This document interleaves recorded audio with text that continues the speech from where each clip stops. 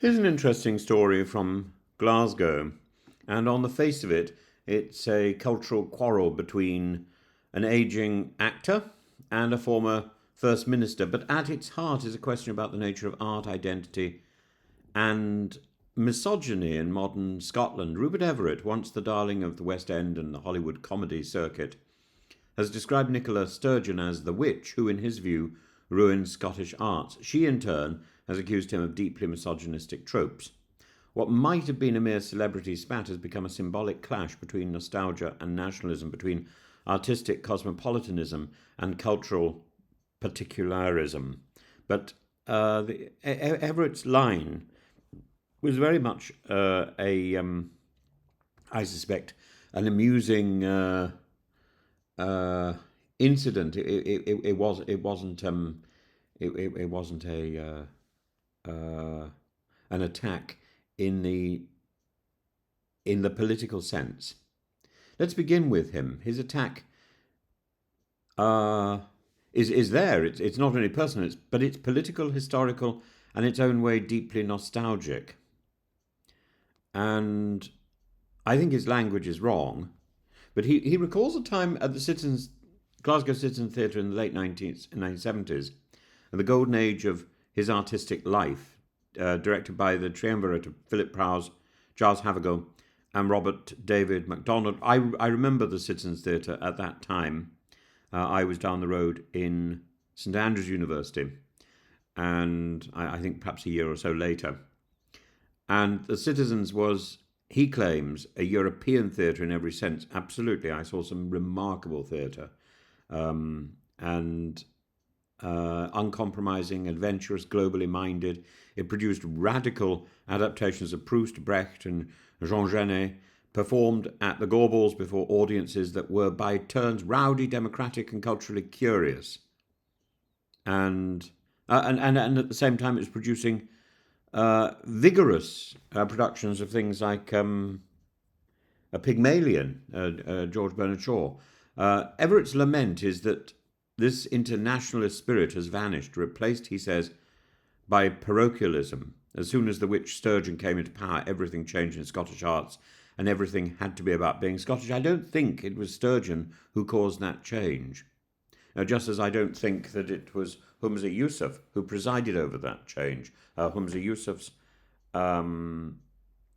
constituency is Glasgow.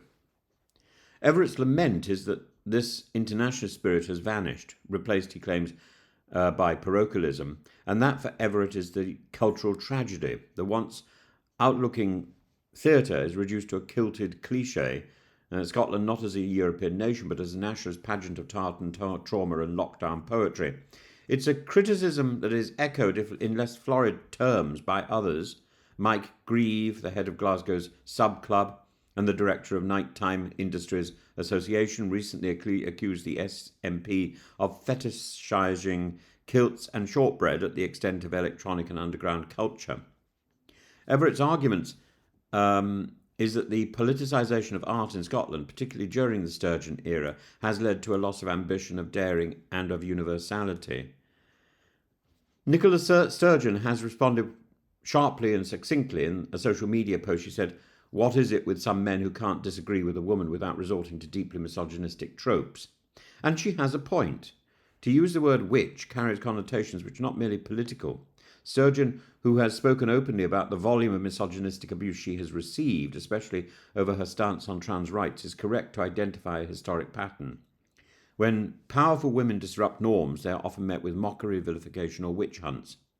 Indeed, one of Sturgeon's first acts as First Minister was to apologise to the thousands of women executed as witches in early modern Scotland. That apology was not merely symbolic. It was meant to draw a line between past persecutions and contemporary prejudice.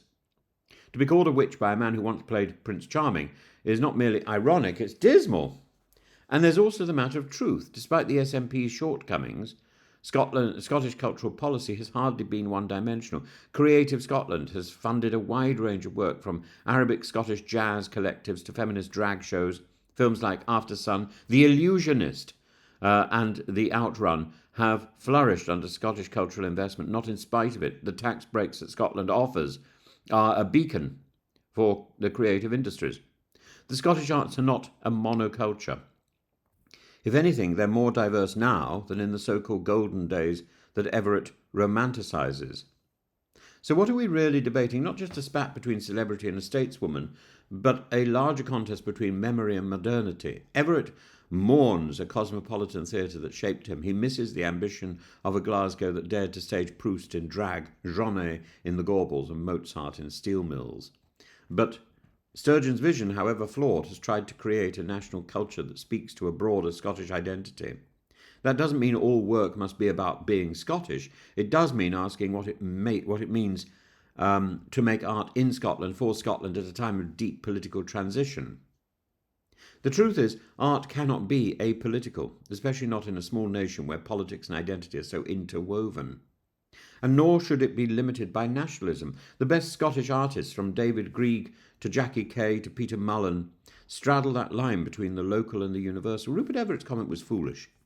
His choice of words was misogynistic and beneath him, but his underlying concern about the narrowing of artistic horizons is not without merit. Nor, indeed, should Sturgeon be beyond criticism or beyond mockery. Nicola Sturgeon is right to call out the sexism of the term witch, but her defenders would do well not to dismiss all criticism of the SNP's cultural policy as misogyny. This is a conversation I think that's worth having, not between witches and warlocks, but between artists, citizens, and a nation still discovering how to tell a story.